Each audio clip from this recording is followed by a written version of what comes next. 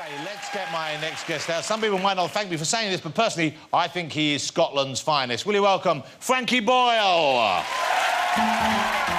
Rolling down the street, smoking Indo, sipping on gin and juice. Get back! With my mind on my money and my money on my mind. Rolling down the street, smoking Indo, sipping on gin and juice. Salute. Frankie Boyle. Good to see you, Frankie. Good to see you, man. Now, interesting couple of weeks for you, I imagine. Yeah, it's been bizarre. You've been in the High Court. You took the Daily Mirror. If you haven't seen this story, I'm sure most of you had. Frankie took the Daily Mirror to court because of they accuse you of being a racist. Yeah, this is a racist comedian. OK, and you must be used to a fair amount of negative press because of some of the material you do. Obviously, attracts that. Sure. And you're presumably relatively OK about some of the comments that range you. Oh yeah, I'm great about most stuff. I've got a pretty thick skin. You've got a pretty thick skin, haven't you? I have to have a thick skin, yes, a fairly thick skin. I don't like some. I mean, you know, sometimes people hurt your feelings. If someone said to you that your beard makes you look a wee bit like Alan Sugar's sex face, you wouldn't mind, would you? I'd have to go with that, I think. But you don't mind those kind of comments. I don't mind that kind of thing, but racism's a completely different thing, and I thought it was really serious, and we had to go to court. I mean, the weird thing for me is that I actually have hugely multiracial crowds. Yeah. So particularly when I come to London, like, might be like maybe half the crowd only would be white. Yeah. So it's kind of weird then to suddenly see this in the paper, this thing. And why do you think they said that about you? Because I was wondering whether this might be too simple, because you write a column for The Sun, don't you? Yeah. And they're kind of rival papers. Do you think that had something to do with it? Well, who knows? Because they didn't seem to have a case.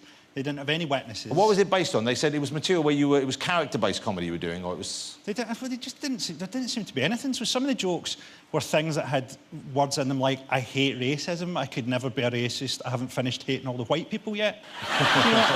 You're sort of sitting there going, how does this imply I'm a racist? Yeah. It was really strange. So you think maybe they just reached for a word and thought they'd get away with it? Yeah, literally.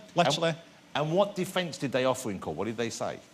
Almost nothing. There was no witnesses. There was just pretty much any joke that mentions race, they just kind of brought up. They trotted that out. And am I right in thinking they played some of your material in court for... It was a jury you had as well, wasn't it? Absolutely nightmarish. If you can imagine, like a joke is something that happens between an audience and the performer at the time, so actually to have it dragged out in court... Because normally, I guess, it's late night, people they've come knowing what they're getting, they've come wanting your material, and they're in a kind of mood for comedy. These guys are sitting, it's middle of the day...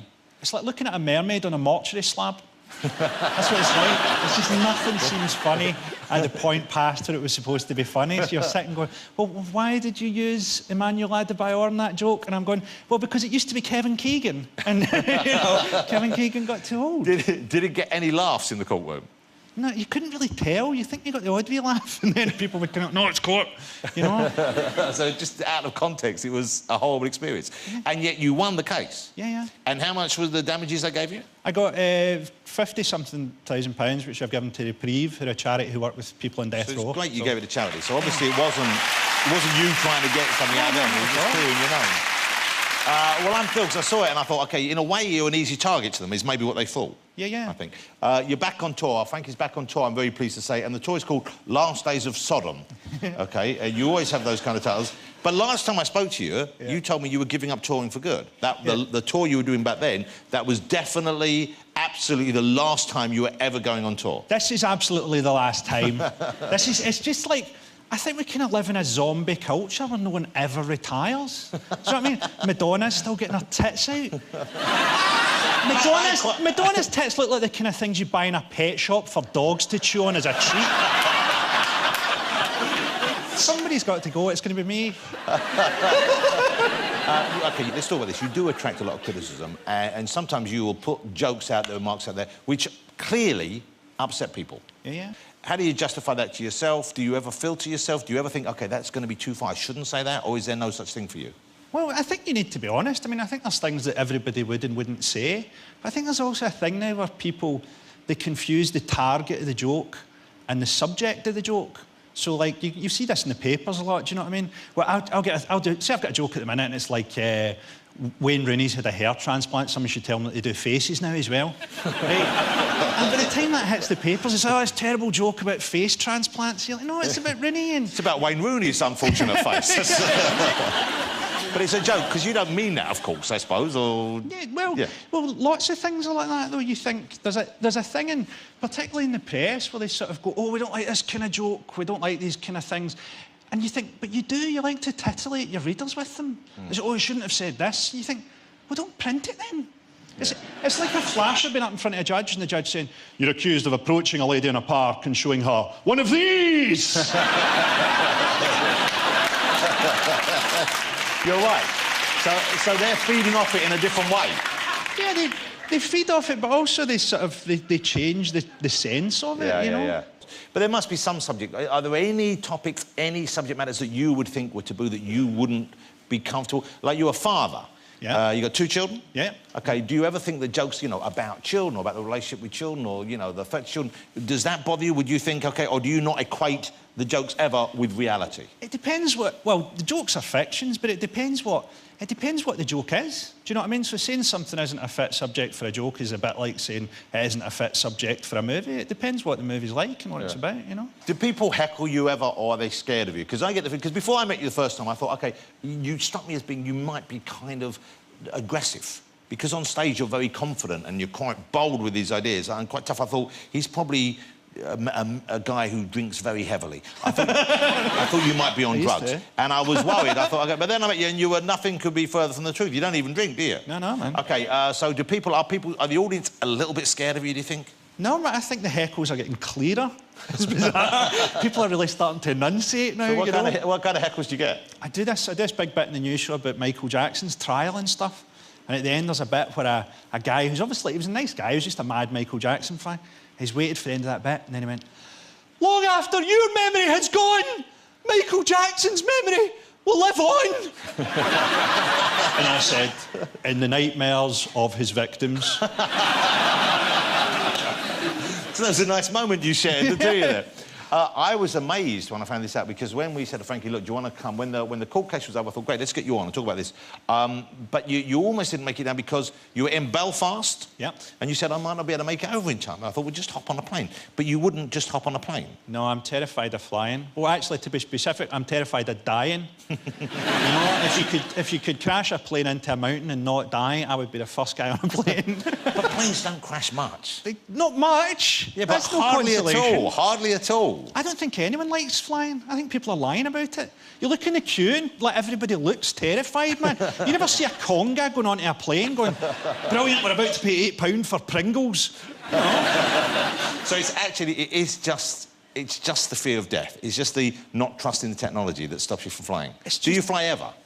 I used to, like the last flight I did, I had this quite crazy girlfriend and we went to the Dominican Republic and I used to have to take lots of Valium to do the flights. And the night before, we'd had an argument before the flight, so she threw my Valium away and she told me that we were taking off into a hurricane. So I got this... I went to the doctor at the hotel and I said, oh, what can you do? And he said, oh, I'll give you something really strong. And he gave me this kind of own brand Valium, which I took, and that's like my last memory of the whole thing. But apparently, as the flight was taking off, I was so frightened that I tried to hug a man. I tried to hug the man beside me, and obviously this was like, you know, this is 10, 15 years ago, and like nowadays I'd get shot by an air marshal. No, which would probably be a nice way for you to travel. Probably. So you don't go to America much then, I guess? You can't? Not at all, no. So when you go back to Scotland, yeah, you don't fly back to Scotland? No, I get the train up. OK. I get the train up. And from Belfast, you got the ferry over? We drove down all the way from Belfast. It took 12 hours. We just hallucinated our way to London. But it's irrational, this fear. It's not irrational. You know, the irrational part of it is that probably dying in an air disaster isn't that bad. You know, it's probably, as ways to go, it's probably a great view. Then your head gets pulled off like a champagne cork. You know, it's probably not the worst. We've got a clip of Frankie performing the new DVD. This is the current tour, isn't it? Yep. So you can get this in time for Christmas. The comic laureate of Broken Britain is what the Times call you. Have a look at this. This is Frankie Boyle in action. We're a bit politically disengaged in Scotland at the minute, aren't we? We think that NATO is just a nickname you give to a guy who lost a foot to diabetes. It's good to be hated by morons. It is. It's good to wake up in the morning knowing that there's people out there that would dance on my grave, but if I get buried at sea, they'll all fucking drown.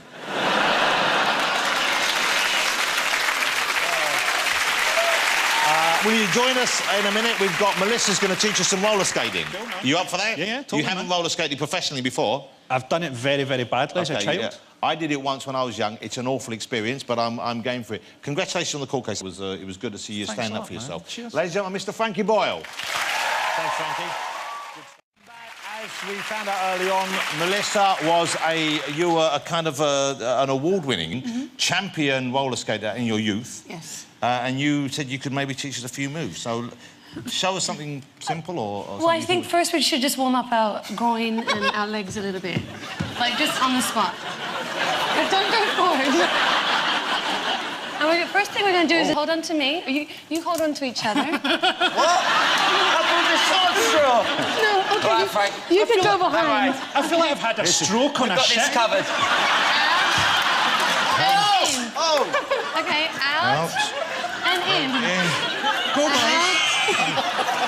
And in. Frank, it's all right. Don't leave me. Okay. And now we're going to do a spin. I'm going to go really, really fast. Ready? That's pretty good. That's pretty good.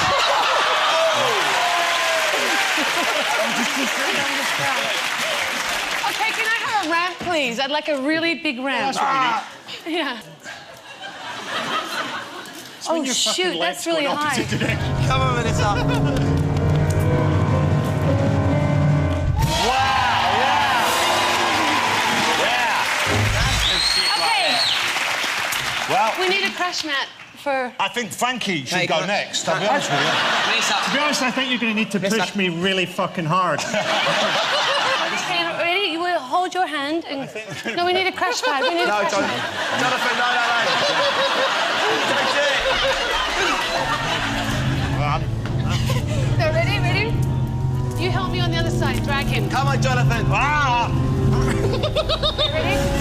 Okay, let's do it. Ready? Come on. Quick.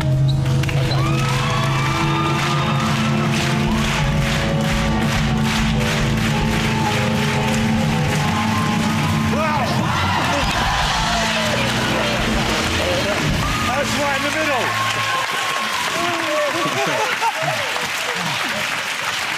Well, Frankie, you ready for this? I'll do it if I get a right good shove. And yet, you won't fly, but you'll let two people push you over a firework. We're all in this together. I've okay? never felt older. Come on, Frank. Hold it. You can do it. Move my helmet.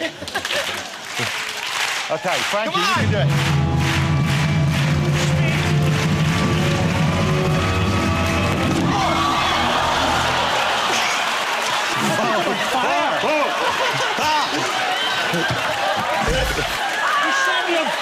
Great rehearsal. Great rehearsal. Good work, boys. Good work. Good work. Let's hear it from Frankie, for Ollie, and of course Melissa George, ladies and gentlemen. Come on, let's sit down. Let's sit down so we can enjoy the music. This is the best way to get to it.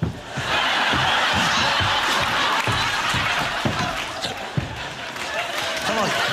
Come on. No one's noticed. No one's noticed. It's fine. Okay, that's it. That was smooth. That was smooth. Part of me still burning. I can smell something burning.